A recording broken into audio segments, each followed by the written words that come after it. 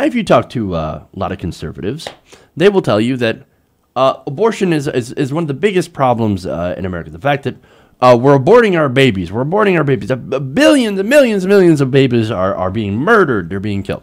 And if we want to solve this problem, well, then we're going to have to go and try to outlaw abortion. If we just outlaw abortion, abortion goes away, and so does all the evils of society.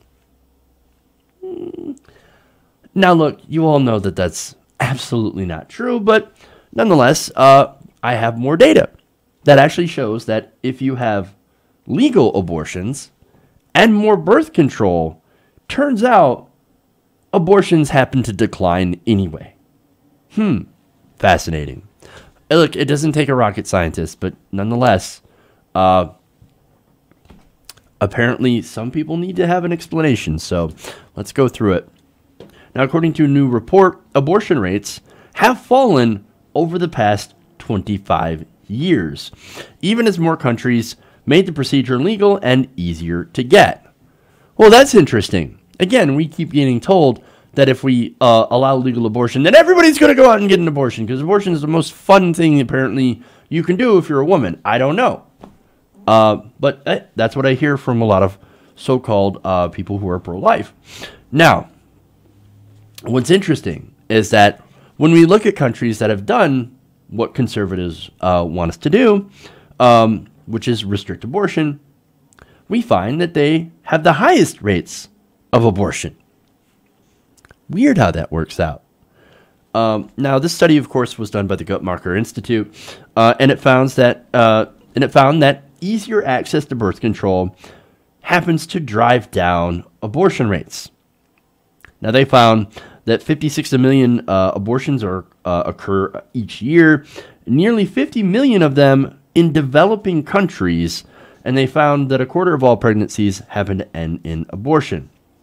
Now, here's the interesting thing about the numbers, right?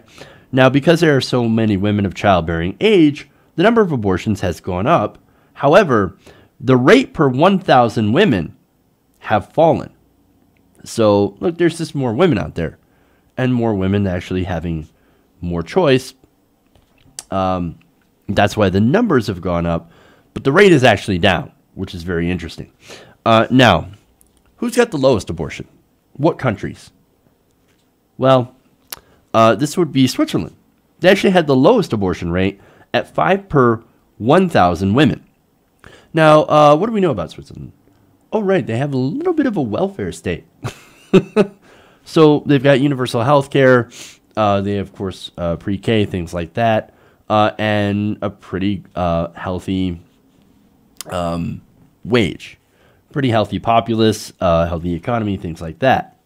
So they're slightly socialistic in what they do. I don't know if that has anything to do with it. Maybe it does.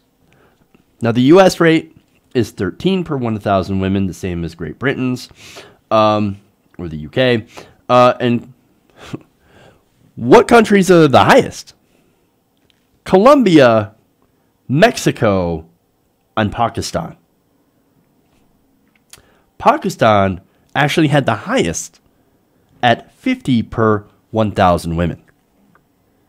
Fundamentalist Muslim country.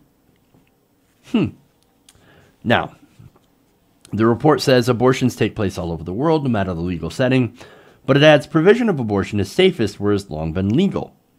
Nonetheless, some countries with broadly liberal laws have increasingly added restrictions that chip away at access to legal procedures. These include the United States, sadly, and several countries in the former Soviet bloc or zone of influence. Now, they have an example of that. Mississippi's governor just signed a law banning most abortions after 15 weeks. Now, that is illegal under Roe v. Wade, but then again, look, the Republicans right now, they have the courts. So what are they hoping for? They're hoping for one of these cases to get to the Supreme Court, so while they're in charge, they can eliminate Roe v. Wade. That's what they would love to do. And of course, that would bring women's rights back years, decades. Now, not only that, but the Trump Health and Human Services Department has reversed Obama-era policies that made contraception more freely available and that used evidence-based approaches to fight teen pregnancy. So how dare we use evidence-based approach? No, we're going to go and use our propaganda, which says abstinence only, as if that works, as if you can get people to stop having sex. Not going to work. Not going to work. Although, when you look like Donald Trump.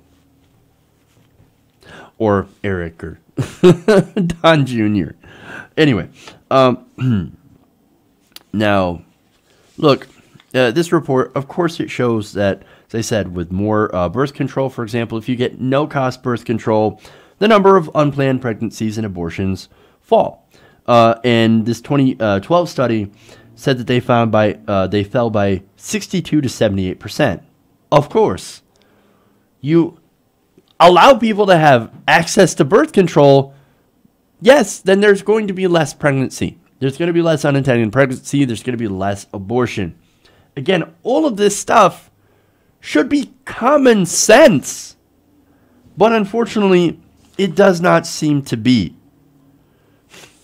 Now, the highest abortion rates, I think I mentioned that before. Some of the highest abortion rates are found in places where abortion is restricted legally. That is Latin America and the Caribbean. And you also have some other places that I mentioned earlier. The report found that highly restrictive laws do not eliminate the practice of abortion, but make those that do occur more likely to be unsafe. Now, let me show you an example of why they would be more unsafe. Guttmacher found that what happens to women in developing nations that do not have access to abortion services, they turn to traditional methods. That includes inserting sticks, roots, bones, wires, ground seeds, or chemicals into the uterus, instilling bleach, salt water, detergent, or soap into the uterus, drinking alcohol, detergent, bleach, tea, or certain herbs, taking aspirin, painkillers, laxatives, hormones, or other medications, beating or pushing on the abdomen or jumping from heights, blowing air into the vagina or placing a hot stone on the abdomen to melt the fetus. Not only do these methods often fail, the report says they can lead to severe complications. So this is what happens in places where you don't have safe, legal abortion. This is a country that the Republicans, that Donald Trump, want to bring us back to. This is your pro-life utopia. We're not interested in that. And look, again, this is not factual. Being anti-abortion and anti-contraception doesn't work. You can be one or the other. You can't be both. You can be against, you can be against abortion and be somebody who is like, okay, yes, let's make sure people are educated. Let's make sure that everybody has access to low cost or no cost contraception. But unfortunately, it doesn't seem to work out that way. The people that tend to be so stridently anti-abortion also seem to be very, very stridently anti-contraception and anti-sexual education. And so I don't know if there's anything that we can do to actually fix that, because it seems like all the education in the world doesn't get through to some people. But that's something that we need to actually look. What we need to do is we need to try and protect Roe v. Wade the best that we can, and actually try to vote for politicians that will protect people's right to choose. Because look, if we end up losing Roe v. Wade, setting women back years, it might be because of some of the ways that some people have voted. And I'm being 100% honest with that. I don't want to do vote shaming, but Jesus. When people vote for Republicans, when people vote for people like Trump, this is the kind of government that you get. And Mike Pence, this is the government that you get. Hey everybody, thanks for watching this video. If you want to see more like this, please hit the subscribe button below. And if you want to support truly independent progressive media, please consider becoming a patron at patreon.com/TYTNation.